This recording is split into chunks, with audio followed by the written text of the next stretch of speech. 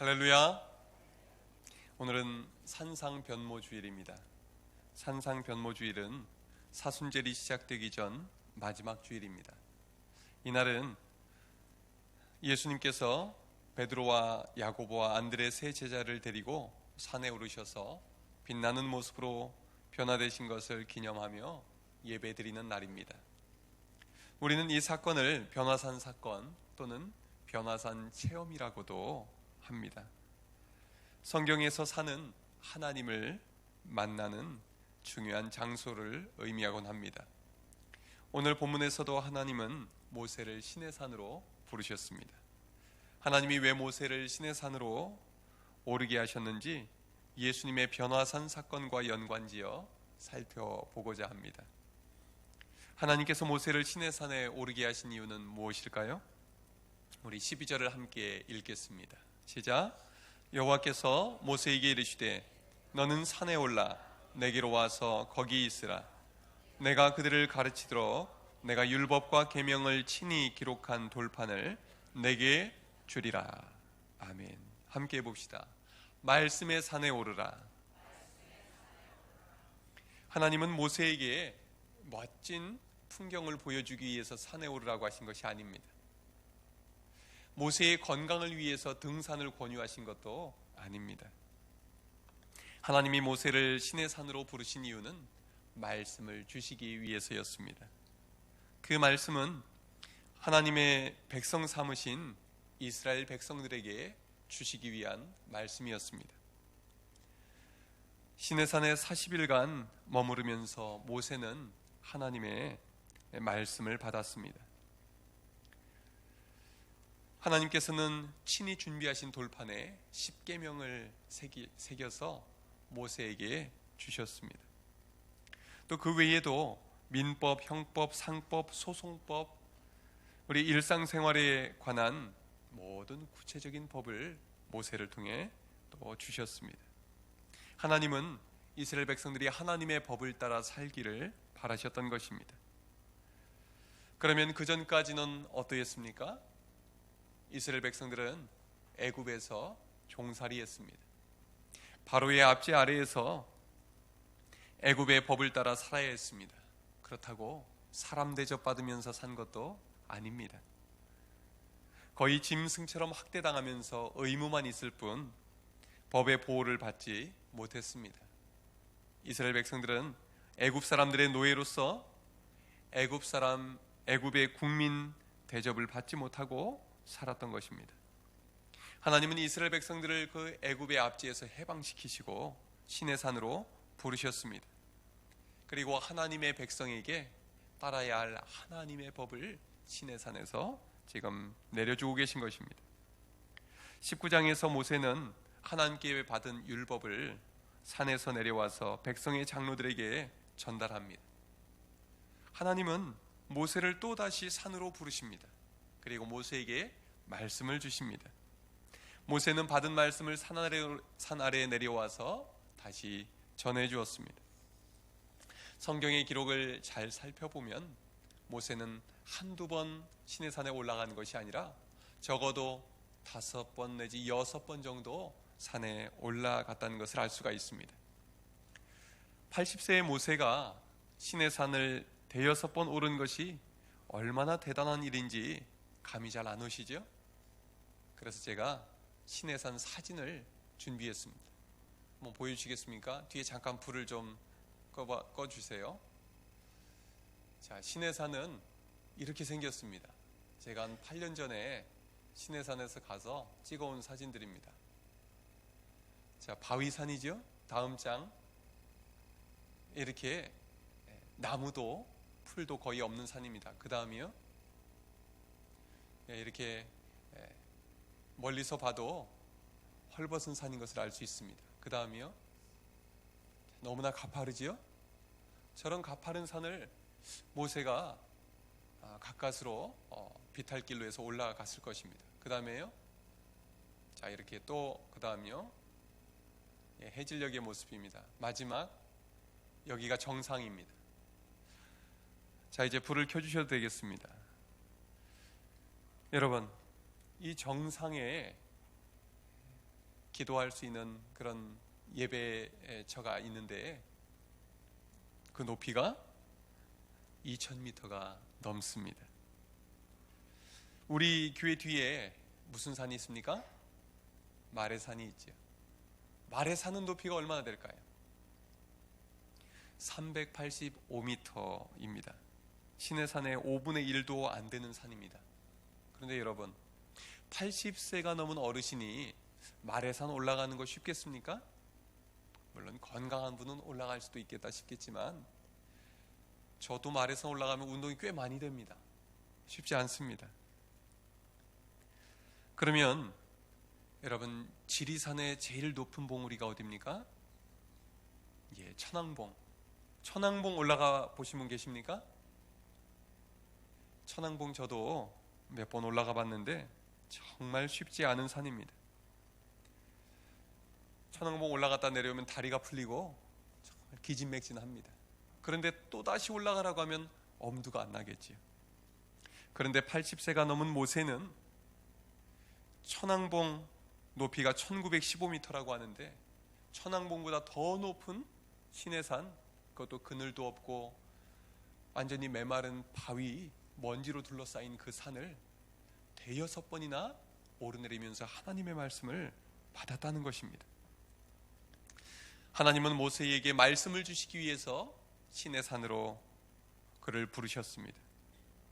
하나님은 한 번의 말씀을 다 주시지 않고 오를 때마다 새로운 말씀을 주셨습니다.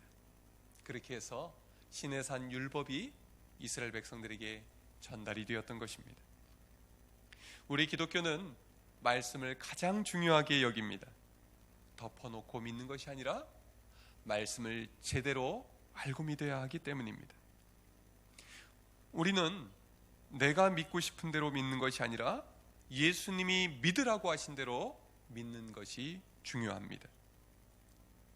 그렇지 않으면 내가 만든 기독교, 내가 상상한 예수님을 믿게 되기 때문입니다.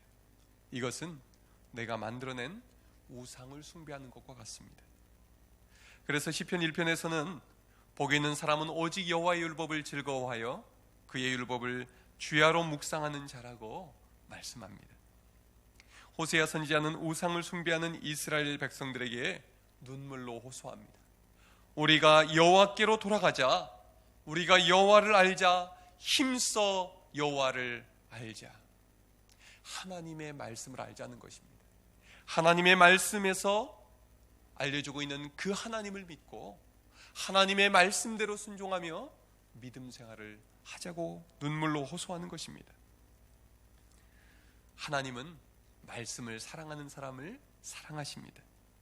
하나님은 말씀을 통해서 믿음을 주십니다.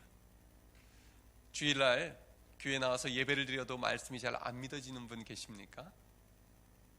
하나님이 잘 안 믿어지는 분들이 계십니까? 그렇다면 말씀을 읽으십시오. 말씀을 배우십시오. 말씀을 들으십시오. 그래야만 믿음이 생겨납니다.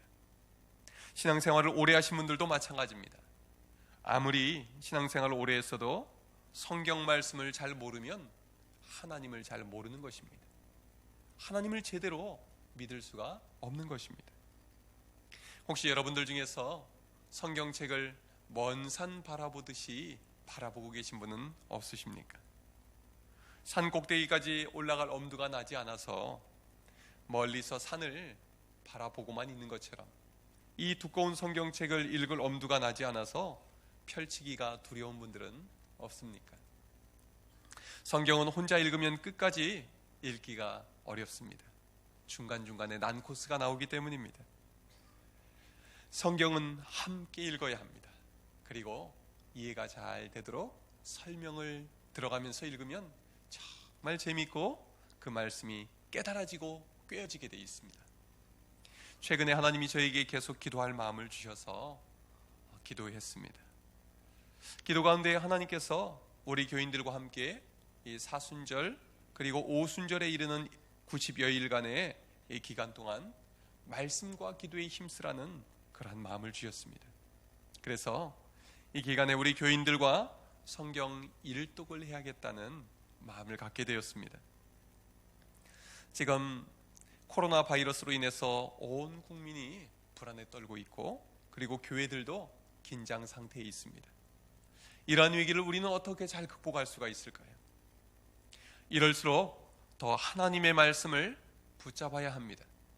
하나님은 말씀을 통해서 우리에게 믿음을 주십니다. 새 힘을 주십니다. 소망을 주십니다. 어려움을 이겨낼 수 있도록 하나님께서 우리를 말씀을 통해 붙잡아 주시는 것입니다. 어차피 3달의 기간은 지나가게 될 것입니다. 코로나 바이러스도 시간이 지나고 나면 지나가게 될 것입니다. 그러나 우리는 그 기간을 어떻게 지낼 수가 있을까요? 매일매일 걱정하고 염려하면서 뉴스 쳐다보고 그렇게 두려워하며 지낼 것입니까? 아니면 하나님의 말씀을 붙들고 하나님이 주시는 은혜 가운데에 우리가 기쁨과 감사함으로 이겨낼 것입니까? 3달 동안 말씀의 산을 열심히 오르내린 분은 달라질 것입니다. 3월 첫째 수요일부터 제가 일주일 읽을 분량의 성경 내용을 설명해 드리고 또 매일매일 읽을 분량을 정해 드릴 것입니다. 그렇게 말씀을 설명을 들으면서 3달 동안 우리가 성경을 읽고 나면 산 정상에 오른 사람이 산 전체가 한눈에 보이듯이 성경의 내용이 전체가 한눈에 보이게 될 것입니다. 그리고 하나님을 새롭게 바라보게 될 것입니다. 여러분의 믿음도 삶도 달라지게 될 것입니다. 여러분, 저와 함께 말씀의 산에 오르지 않으시겠습니까? 모세처럼 하나님이 초대하실 때 순종하는 사람만이 말씀의 복을 누리게 되는 것입니다. 모세 한 사람의 순종으로 온 이스라엘 백성들이 하나님의 백성으로 새롭게 지음받은 것처럼 하나님의 부르심에 순종하여 말씀으로 나오는 여러분들을 통해서 우리 덕충교회가 새로워질 줄로 믿습니다. 우리의 가정이 새로워질 줄로 믿습니다. 여러분, 우리 함께 말씀의 산에 오릅시다. 두 번째로 하나님이 모세를 시내산에 오르게 하신 이유는 무엇입니까? 15절 16절을 함께 읽겠습니다. 시작. 모세가 산에 오르매 구름이 산을 가리며 여호와의 영광이 산 위에 머무르고 구름이 엿새 동안 산을 가리더니 7째 날에 여호와께서 구름 가운데에서 모세를 부르시니라. 아멘. 하나님께서 모세를 시내산에 오르게 하신 두 번째 이유입니다. 함께 해보겠습니다. 기도의 산에 오르라. 오늘 본문에서 하나님은 모세를 산에 오르게 하시고 6일 동안 기다리게 하셨습니다. 엿새 동안 모세는 말씀 주시기를 기다리면서 무슨 일을 했을까요? 구름으로 가득 찬 산 위에서 여호와의 영광에 둘러싸인 채 모세는 하나님의 임재를 온 몸으로 온 마음으로 경험했을 것입니다. 얼마나 떨리고도 행복한 경험이었을까요? 하나님의 임재 안에 잠잠히 머무는 것, 그것이 바로 기도입니다. 기도는 내가 필요한 것을 구해서 받아내는 것이 목적이 아닙니다. 이것은 가장 초보적인 기도의 단계입니다. 그렇다면 더 성숙한 기도는 무엇일까요? 하나님의 임재를 경험하고 하나님과 친밀한 교제를 나누는 기도입니다. 이런 기도는 무엇을 달라고 부르짖는 것보다 하나님과 함께 있는 것 자체를 기뻐합니다. 내 기도를 들어달라면서 내 말만 많이 하고 끝나는 것이 아니라 하나님 말씀을 듣고자 귀를 기울이는 기도입니다. 누가복음 9장을 보면 예수님도 세 제자들과 함께 산에 올라가셨습니다. 왜 산에 올라가셨을까요? 누가복음 9장 28절을 보면 기도하시러 산에 올라가셨다라고 기록하고 있습니다. 그리고 기도하실 때에 얼굴이 해같이 빛나며 옷이 빛과 같이 희어졌습니다. 기도하면 무슨 변화가 일어나는 것일까요? 기도할 때 하나님의 영광이 임하게 됩니다. 기도는 영광의 하나님을 바라보는 것입니다. 하나님을 바라볼 때에 하나님의 영광의 광채가 우리에게 비춰집니다. 그래서 기도하는 사람은 은혜를 받게 되고 기도하는 사람은 그 마음도 얼굴빛도 달라지게 되는 것입니다. 예수님이 기도하실 때 또 무슨 일이 일어납니까? 문득 모세와 엘리야가 나타나서 예수님께 하나님 아버지의 뜻을 전달해 줍니다. 그들은 예수님께서 예루살렘에서 별세하실 것을 알려주었습니다. 그때 갑자기 빛난 구름이 예수님과 그들을 덮으면서 하늘로부터 소리가 들렸습니다. 이는 내 사랑하는 아들이요 내 기뻐하는 자라. 너희는 그의 말을 들으라. 하나님 아버지께서는 사랑하는 아들이자 기뻐하는 그 아들을 우리 위해서 십자가에 달려 죽으시도록 내어주시겠다고 말씀하고 계시는 것입니다. 그러고 보면 변화산 사건은 예수님께서 십자가의 길로 들어가기 위한 준비 과정이었다고 말할 수 있습니다. 예수님은 이 땅에 사시는 동안 자기 자신을 위해서 살지 않으셨습니다. 자신의 성공을 위해서, 자신의 행복을 위해서 살지 않으셨습니다. 기도하면서 오직 하나님 아버지의 뜻을 구하고 하나님 아버지의 뜻이 자신을 통해 이루어지기만을 기도하셨던 것입니다. 하나님 아버지의 뜻이 무엇이었습니까? 예루살렘에 올라가 십자가에 달려 죽으시는 것이었습니다. 어떤 아버지가 자기 자식이 십자가에 달려 처형당하기를 바라겠습니까? 우리 사람으로서는 할 수 없는 일입니다. 그런데 하나님 아버지께서는 왜 가장 사랑하고 기뻐하는 하나밖에 없는 그 아들을 십자가에 달려 죽으시게 하신 것일까요? 그것은 바로 죄로 인해 죽을 수밖에 없는 우리들을 살리시기 위함이었습니다. 죄인인 우리들을 하나님의 자녀 삼아 주시려고 하나님의 아들을 십자가에 내어주셨던 것입니다. 기도는 하나님의 뜻이 우리를 통해서 이루어지게 하는 가장 중요한 수단입니다. 그래서 기도하면 바뀝니다. 우리의 뜻대로 하나님을 바꾸는 것이 아니라 하나님의 뜻대로 우리가 바뀌게 되는 것, 이것이 기도할 때 일어나는 일인 것입니다. 예수님의 제자들도 그랬습니다. 3년이나 예수님께 직접 가르침을 받고 온갖 기적을 다 보고도 가장 중요할 때 제자들은 예수님을 버리고 자기 살 길로 도망갔습니다. 기도하지 않는 제자들은 예수님께 그렇게 많은 설교를 듣고 그렇게 많은 기적을 보고도 하나도 바뀌지 않았던 것입니다. 그러나 부활하신 예수님이 승천하신 후에 제자들은 예수님의 약속의 말씀을 믿고 열흘간 간절히 기도했습니다. 그리고 오순절에 성령 충만을 받은 제자들은 완전히 바뀌었습니다. 예수님의 말씀대로 예루살렘에서 땅끝까지 복음을 증거하는 증인들로 바뀐 것입니다. 사람은 잘 바뀌지 않습니다. 우리 자신만 봐도 잘 알지 않습니까? 여러분 같이 사시는 배우자를 봐도 잘 안 바뀌지 않습니까? 그러나 하나님의 뜻을 따라 기도하면 바뀝니다. 잠언 8장 17절 말씀입니다. 나를 사랑하는 자들이 나의 사랑을 입으며 나를 간절히 찾는 자가 나를 만날 것이니라.